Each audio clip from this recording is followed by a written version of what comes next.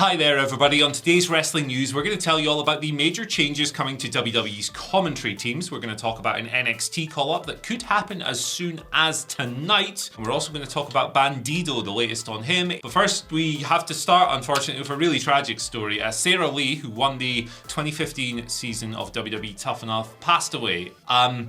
This news broke last night. It's really crushingly sad stuff. It came through the New York Post, who'd kind of collected this social media post that Sarah's mother had made. I'll just read it to you.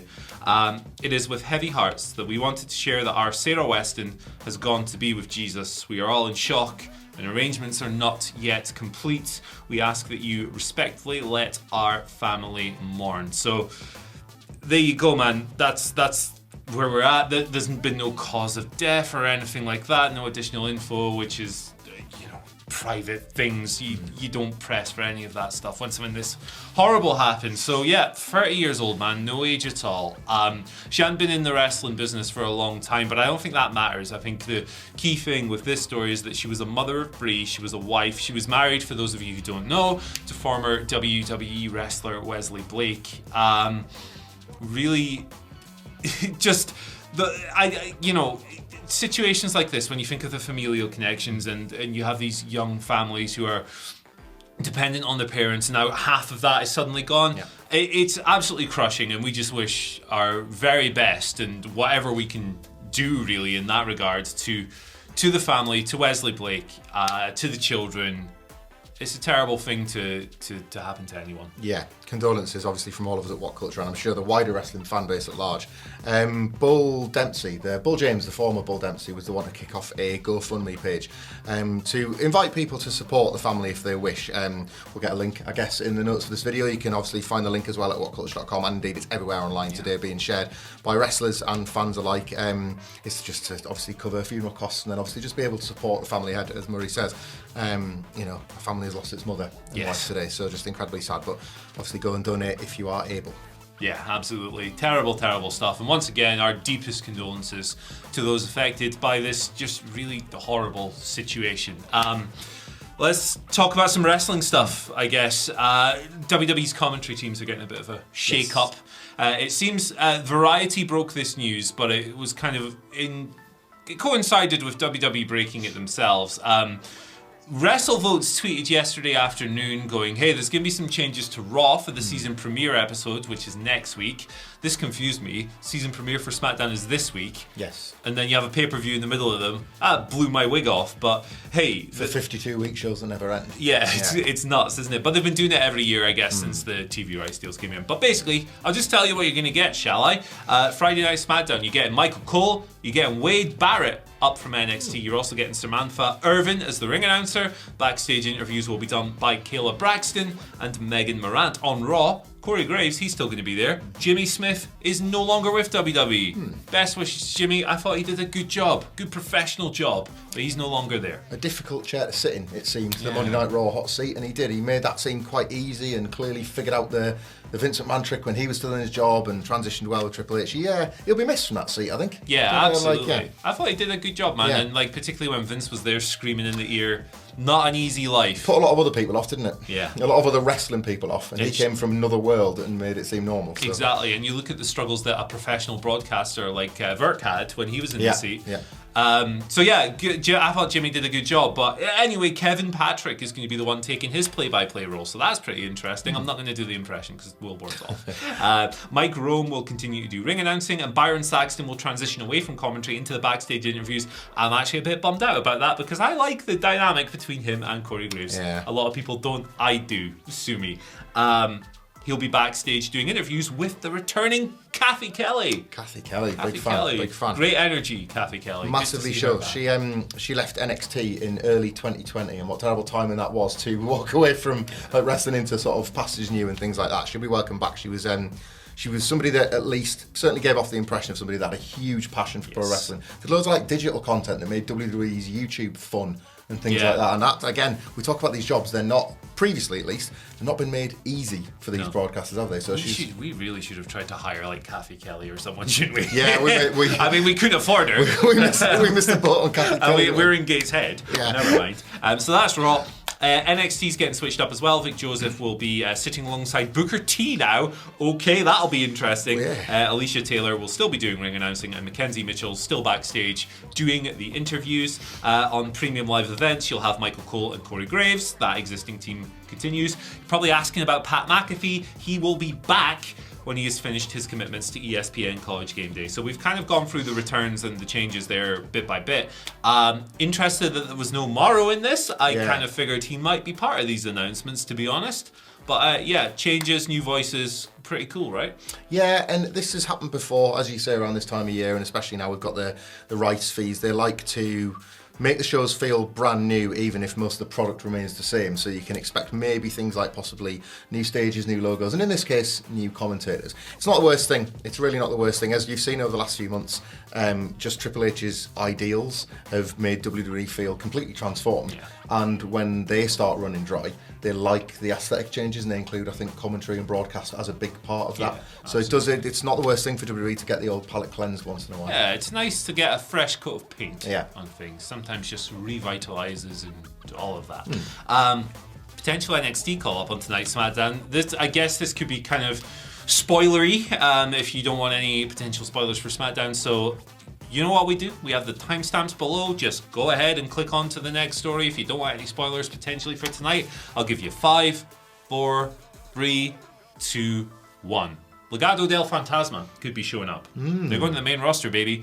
PW Insider's Mike Johnson reported this yesterday, stating that WWE plans on debuting the group, which is Santos Escobar, it's Joaquin Wilde, Electro Lopez, and because I keep calling him Raul Mendoza, I have to look at my notes for this one, Cruz del Toro. I've known this for months. I still get it wrong.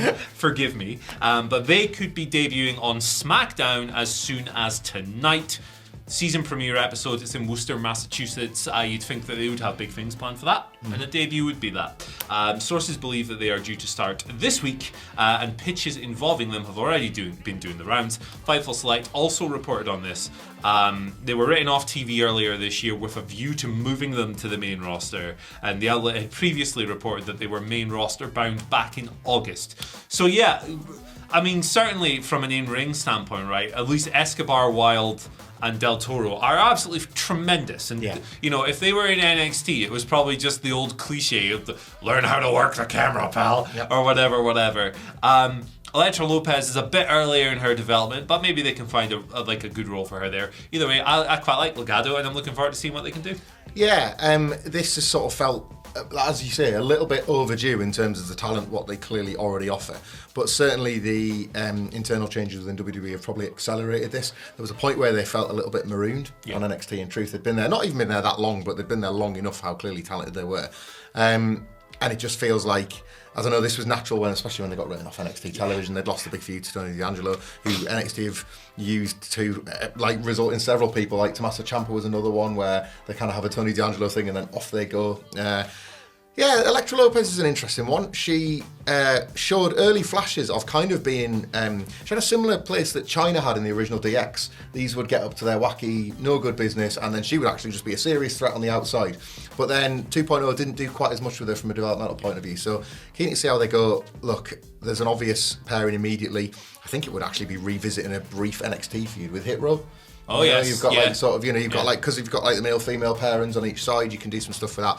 But it was the right time, and SmackDown as well sort of feels like the right place as well. Them versus Imperium could be a really tasty match. There's lots of sort of options there, and they're like, at the moment, everybody that's getting television time, you have to assume is a Triple H guy or a Triple H girl or whatever. So I don't think he's going to bring anybody up that he hasn't got some sort of plan for as well. It doesn't strike me as that kind of like ramshackle operation that used to exist where somebody showed Vince an 8x10 and he was like, I'll take him. They're not going to be marooned for...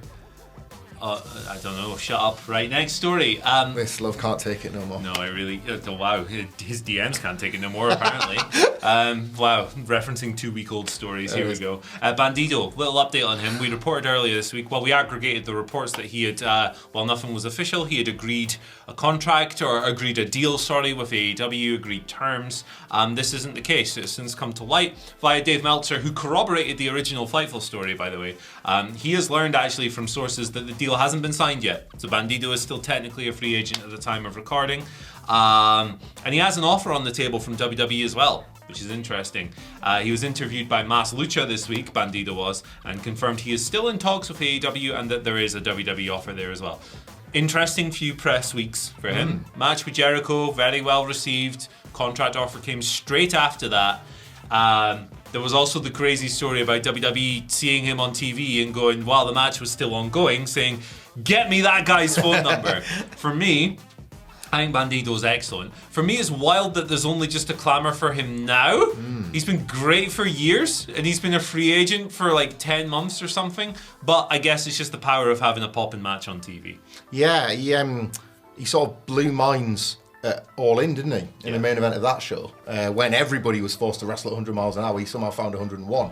And I remember even thinking then it's strange that he didn't get his breakthrough. It's the power of television, I guess, and certainly the power of it.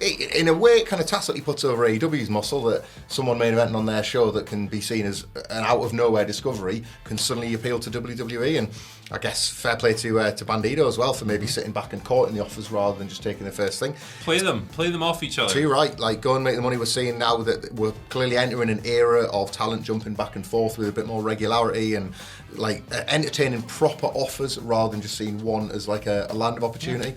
So yeah, go and get as much money as you can, Bandido. Like strike while the iron is absolutely white hot, because I don't know, is it going to be as hot as that beautiful white gear with bloodstained all over it for too long? Who knows? Who knows, you got to go for it. But he's a very talented guy, and we wish him all the best in securing a job that not only pays him well, but brings creative fulfillment as well. Indeed.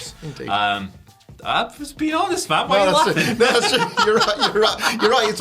It still makes me laugh to think that, like, because that would come with like, well, there's gonna have time to AEW then, but that's not the case. Like, there might be creative fulfillment in WWE now. That's the thing. It's an interesting landscape. Yeah, it is. That's it. We're gonna move over to our Twitter questions today. We're not doing the wacky thing today for obvious reasons. With the terrible, sad story that we had to lead on today. But we've got some questions here, some good stuff here. First one comes to us from Tom Talks Rubbish. Hi, Tom. Shouts to Tom, doing great work across the board. But he's asked us a question here, saying if Tony, this is fun actually, this is fun. If Tony Khan took over booking WWE for the build-up to a pay-per-view in the event itself, and Triple H was booking AEW for the same period, same time frame, what would be the difference in both companies? Not talking about backstage fights, which makes a refreshing change. Ooh, yeah. The idea of Triple H and Tony swapping fascinates me. Yeah. Do you think Raw would be as chaotic as like one of the maddest episodes of Dynamite, given that it's 3 hours long, or do you think he'd space things out a bit more? I think it would be an interesting challenge to watch how he makes 3 hours feel like one. Yeah. Like, because I don't think he has any other style than that frenetic then just one. Boom! Yeah. Like, boom, go ignite. Which when it clicks is the best thing ever. Yeah. But some weeks you're like, oh, that was fast. Whoa there. Yeah, I'd quite like to see a Raw done at a Tony Khan pace. Yeah. A Triple H, this is going to sound like sacrilege to some, a Triple H AEW pay-per-view fascinates me, right? Because I have no doubt that he would know what to do with a roster, because he's been watching half of the tapes from PWG trying to scout for NXT 5 years ago. So he knows what he's got in his hands. All the guys he tried to sign or did sign. This is it. Yeah. Pacing would be what would interest me. We've debated this long and loud, and there's like common criticisms of AEW shows the way they're paced or structured for how they feel longer, even if when you look at the runtime at the end, it turns out it wasn't as egregious as it might seem. That would be what it would get me. He's booked a million takeovers with a million super workers. He knows what he's doing and to be fair, Tony Khan kind of went a bit black and gold this year with the guys he was signing. He did. Triple H is going to have a long memory with some of them. So I would quite like to see how an AEW show was paced, and Adam Cole goes over in the end, probably. That's it, wouldn't it? Like the main event of the Triple H booked AEW pay-per-view would be 45 minutes. It would be Adam Cole versus Jay Lethal, and it would be very good. That just screams Triple H match, right? Because Adam Cole's in it, and Adam Cole rules. Yeah. And Jay Lethal, who's like, he ticks all the boxes of like a very good worker. Like a guy Triple H wanted to get his hands on and couldn't. Yes. Yeah. Or screams that kind of guy. You could at least be assured that the Elite would come back, because when it comes to that situation, Triple H would pick a side. Yes, so Kenny and the Bucks would be back on day one if he had anything to do with it. And there we go. Hope that answers your question. But if we could do a whole video on that. It's a really good topic. What would Tony Khan book Brock Lesnar like? I'd love to see it. I want to think longer about who his WWE favourites would be. Who would be the guys he would actually pick. Maybe we should do it. What if Tony Khan booked WWE? There's something to this. What Tony Khan thinks of the roster. Thanks, Tom. Thank you, Tom. Appreciate the content. The Rated R Penguin's been on. And I'll put this one in because a few people have asked about this, and I think it's actually a good opportunity to cover some other stories that broke yesterday. Does it seem the wrong statement that Sammy Guevara has been involved in 2 backstage incidents and has had no punishment? Does something like this send a bad message to the rest of the locker room? So, with regards to Sammy, actually a news story broke yesterday from Fightful. And they did stress that accounts on this vary across the board and people give different details. But a few people had pointed out that when this fight happened this week, Sammy was trying to not get into a fight. Okay. He was trying to avoid it escalating. So there was previously the talk that Sammy had shoved Andrade, but that detail was missing from another account, a bunch of other accounts. I understand as well that Sammy didn't throw any of the punches, or whatever. So Sammy's a controversy magnet, 100%. He gets into these incidents, right? He's had these. There was some stuff with him on the Indies. He obviously had the Sasha Banks comment that came back and resulted in him being taken off TV and sent to sensitivity training for a while. So he's been in these incidents, the Eddie Kingston thing, of course. It's a really tricky one. It's difficult for me to sit here and go, he should have been sent home too, because I wasn't there. I wasn't backstage. And when you have reports like Fightful's one suggesting that he was trying to avoid getting into a fight, that suggests that he's not the guilty party, perhaps, at least to a degree in this situation. That being said, he does get involved in these things, whether they're his fault or not, and I can understand why people would sit there and go, what's going on? Yeah, it's a tricky one with a Sammy Guevara-like figure. It's like they're not the same, and this is not the same case just because of a similar situation. But when the Punk thing kicked off, one of my immediate thoughts was lightning rod attracts lightning. News at 11. There's certain figures that in the industry that gradually build up a reputation where this kind of thing can possibly go on, and this isn't necessarily fair. But sometimes compensation is made for those personality types. Wrestling's a very tricky industry in that respect. Sammy Guevara, you mentioned the Sasha Banks comments, was sent to sensitivity training, right? But the way wrestling works, he was given a comeback in the main event of Dynamite. Yeah.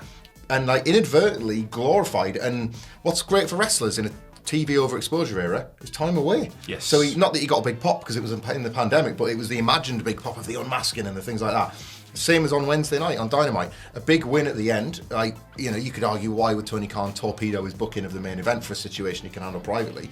But a lot of people will receive a big win and getting put on people's shoulders as avoiding punishment. Yeah. It's a very strange industry in that respect of what can look like you actually are being rewarded for misgivings. If you think about Shawn Michaels for the bulk of the 1990s, all you ever heard was, well, it's a good job he's one of the best in the world because he's an absolute nightmare backstage. There's no framework of rules, and promoters will have their favourites, their biases, and their business decisions that will all factor into it. As Murray says, none of us are backstage, but I think it's understandable why everybody would speculate and why everybody, if you look at the Kingston thing, why everybody would pick sides or have feelings on it. If we it's a bit of a joke, I think, amongst most people, Kingston's lost his pay-per-view match with Sammy, he's probably lost some money. He's gained an immediate critical acclaim match with Tomohiro Ishii. That in itself, wrestling is strange. That was a prize rather than a punishment in many ways. So there's no, what's the phrase I'm after? There's no set way, there's no sort of you can't deal with these things piecemeal. Yeah. There's no one way to skin this particular cat, and it's very, very tricky. Yeah. I wouldn't want to be, there's a lot of reasons why I wouldn't want to be a wrestling billionaire promoter, but I certainly wouldn't want to be Tony Khan with this existing locker room problem. Yeah. There's a million different fires sparking every day, and there's no one, you can't just chuck a bucket of water on it and put it out. And to add to that, yesterday Dave Meltzer explicitly reported that Andrade was trying to get himself fired with this So then fight. If you do that, have you not vindicated that, the way to get out your contract is punching somebody in the face? Yeah. It's all sorts of strange precedents you could set. This is it, man. But great question. Allowed us to explore some stories that we couldn't necessarily do on the video, so that's great. There was a podcast kicking around. We did a roundtable yesterday. I think it's on YouTube soon. It's in your audio now. We have a bit of a longer form conversation about some of the backstage dramas lately. Again, without this sort of, naked and ugly speculation. We try and break it all down. Final question, we'll keep this one brief, comes from Sean Perry, who asks, "Good morning, gents. Do you think we'll get the reveal of the White Rabbit being Bray Wyatt at Extreme Rules? Imagine if it's not The Fiend." I can't. I refuse to acknowledge that. Imagine if it's the Dyad. I will not tolerate Joe Gacy as a payoff to the White Rabbit. Sorry, Joe. It's not Joe Gacy's fault. This is, I think I've said this, it might have been on the news with you on Monday. This is the CM Punk return for the Fiend fans. Everything that you have speculated upon is true. Everything you want to get excited about, if I'm talking to you, a Fiend fan or a Bray Wyatt fan or whatever, is happening. This is WWE, I guess, attempting to reframe years of being a troll organisation and doing a little bit of wish fulfillment. Giving you Da Fiend. Yeah. I think it's going to be Da Fiend. Da Fiend. Da Yes. Fiend. Just, A different guy. it's like more of a future Fiend. It's a different energy. Fiend 2K. Fiend 2.0. Well, thank you for joining us. It's Bray. Tune in if you like Bray Wyatt. It's Bray Wyatt. 100%. Yeah, thank you for joining us on today's wrestling news video. You can follow us at WhatCulture WWE, and of course you can follow Michael Hamflett at Michael Hamflett. You can follow me at Andy H Murray. The H stands for have a nice weekend. Genuinely hope you do, man. It's a tough world out there. Enjoy Extreme Rules. Doing well. Enjoy Extreme Rules. Enjoy Da Fiend. See you later.